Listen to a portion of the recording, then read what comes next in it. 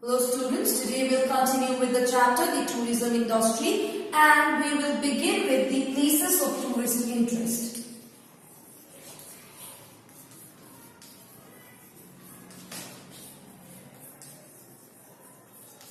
So we'll begin with the places of tourist interest. A brief description of the distribution of tourist places of India are as follows that we'll be discussing about. Firstly, the Himalayan region.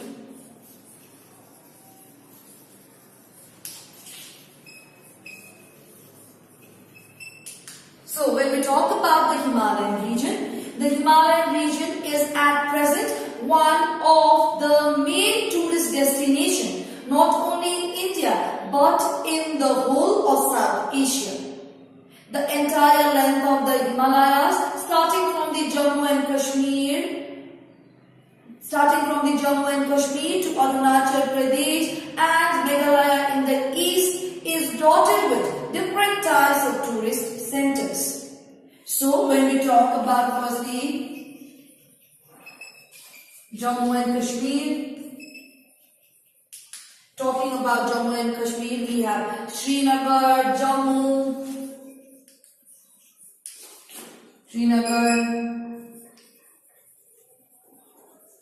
Okay, other than this, we also have Amarnath and Leh. When we talk about Himachal Pradesh, we have Shimla, Kullu Manali. Himachal Pradesh, we have Shimla, Dalhousie, Kullu Manali. These are included in Himachal Pradesh. Thirdly, talking about West Bengal. When we talk about West Bengal, in West Bengal we have Darjeeling, Mirik, Kurseong,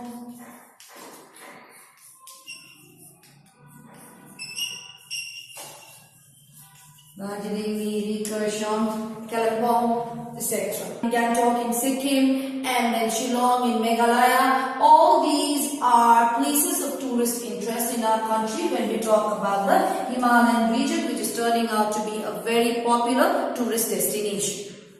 Moving forward, let us now talk about the Great Plains of India. We talked about the Himalayan region. Now moving on, let us talk about the Great Plains of North India. So when we talk about the Great Plains region, the tourist places here basically include historical, archaeological, religious and of industrial importance, unlike the Himalayan region which is mostly for its scenic beauty. Okay, here when we talk about the Great Plains, it mostly includes historical, archaeological, religious, industrial places. Like the whole of Rajasthan that we have is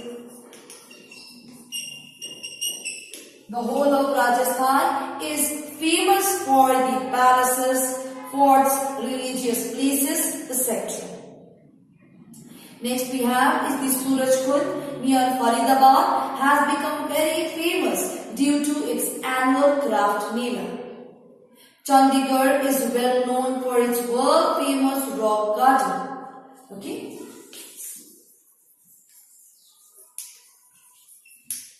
Chandigarh is another important tourist place which is world famous for rock garden. Okay. Next we have Sarnath is an important Buddhist religious center, that is why it is also very famous. Next we have Agra. Agra is very famous for Taj Mahal. So these are the areas that is covered in place of the Great Plains of North India. Moving forward, let us now talk about the Peninsula Plateau and the coastal plains.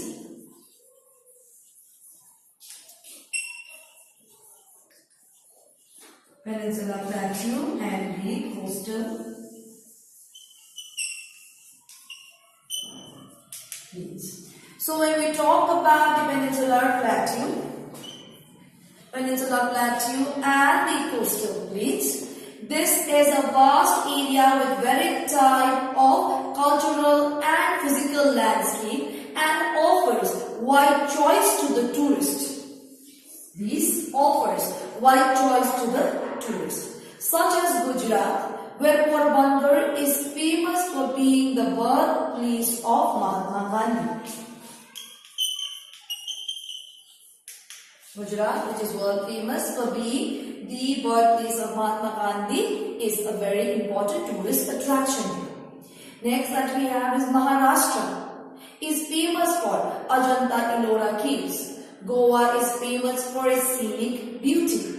Also, it is famous for its forts, other than that, churches, temples, bays, beaches, etc. So, Goa thus is a very important or a very famous, world famous tourist center. So, in case of the Peninsula Plateau and coastal plains, Gujarat, Maharashtra, Goa and so on are very much famous for its tourist destinations. Moving on, let us now begin with the problems and prospects. Problems and the prospects of tourism in our country. When we talk about the tourism industry, the development of tourism, largely depends upon the development of the infrastructural facilities of the country, such as the national highways, the national and the international highways, the national and the international highways, improving the railways, improving the hotel accommodation. Okay. Other than that, all these, such as we could also say, these issues tend to hamper, these infrastructural deficiency that we have in our country tends to hamper the tourism to a large extent. Inadequacies of such facilities tend to adversely affect the tourism of the nation. Apart from the infrastructural development, apart from these infrastructural development, tourism also requires environment of peace. It also requires stability. It also tends to require peace, stability, where the tourist is sure about their safety and their security.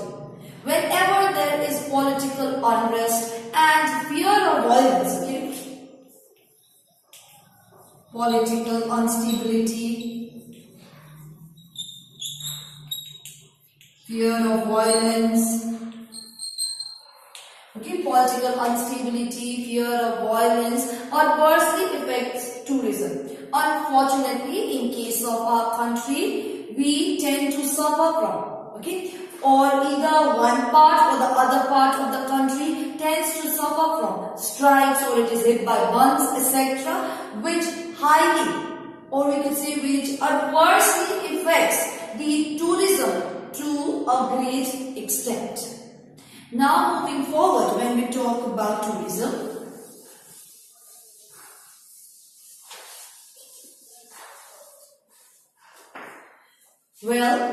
the Indian Tourism Development Corporation.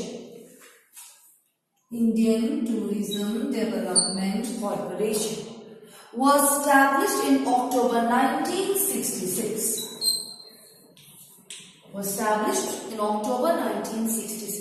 The Central Department of Tourism is extending financial assistance for improving tourism. Tourism's infrastructural facilities. These, one more time, when we talk about the Indian Tourism Development Corporation, it was established in October 1966. The Central Department of Tourism, under this, the Central Department of Tourism is extending their help, extending their financial assistance. Why? For improving the infrastructural facilities of the country. Also, the main thrust during the 8th 5-year plan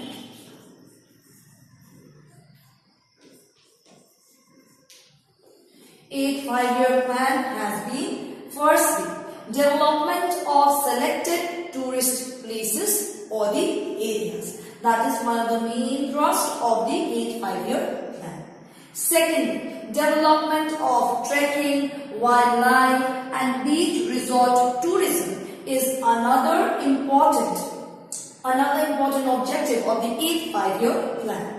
Thirdly, diversification from culture-oriented tourism to holiday and leisure tourism. So not just focusing on the culture-oriented tourism, diversifying it from the culture-oriented tourism to holiday and leisure tourism. Fourthly, restoration of natural heritage projects. And fifthly, providing inexpensive accommodation in different tourist centers. These are the main thrusts of 8 5-year plan, which would ultimately help to improve the tourism of the country. Basically, if we look at the fifth point itself, providing inexpensive accommodation in different tourist centers. If this is made possible, what will happen is that the tourists are going to come more in the country. So what will happen? If more tourists come to our country, we will have more amount of foreign exchange, thus leading to the development of the country to a very large extent. Now moving forward, let us talk about the tourism and the environment. Tourism and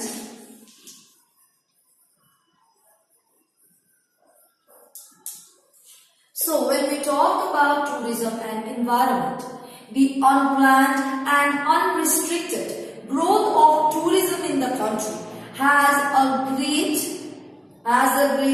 diverse effect on the environment, a very negative effect on the environment.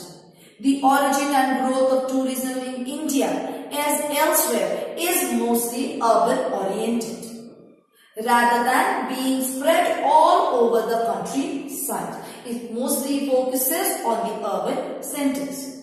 The unplanned and unchecked growth of the tourist centers, what does it do? It deprives them of their original charm and ultimately proves disastrous for the country itself.